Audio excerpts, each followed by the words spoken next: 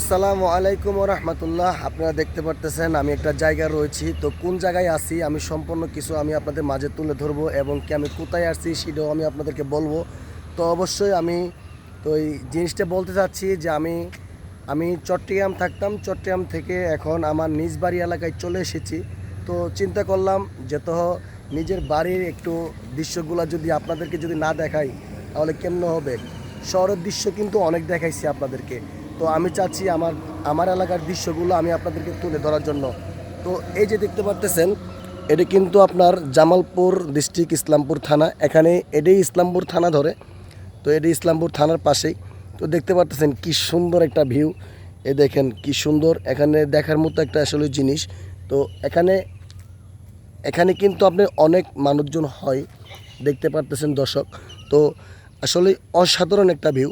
তো আসলে আমি আপনাদেরকে এমন একটা জিনিস দেখাতে চাচ্ছি যে আপনারা তো শহর এলাকায় জিনিসগুলো দেখতে দেখতে একবারে ক্লান্ত হয়ে গেছেন, গ্রামের দৃশ্যগুলো আপনারা আসলে দেখতে পারেন না।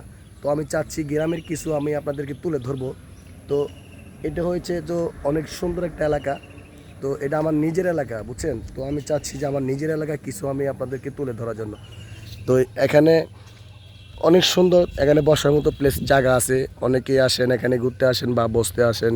তো দেখতে পারতেছেন শহীদ মিনার, এটা হয়েছে জামালপুর ইসলামপুরের শহীদ মিনার দেখতে পারতেছেন। ঠিক আছে, অনেক সুন্দর অনেক সুন্দর, অনেক ভালো লাগতেছে আমার কাছে।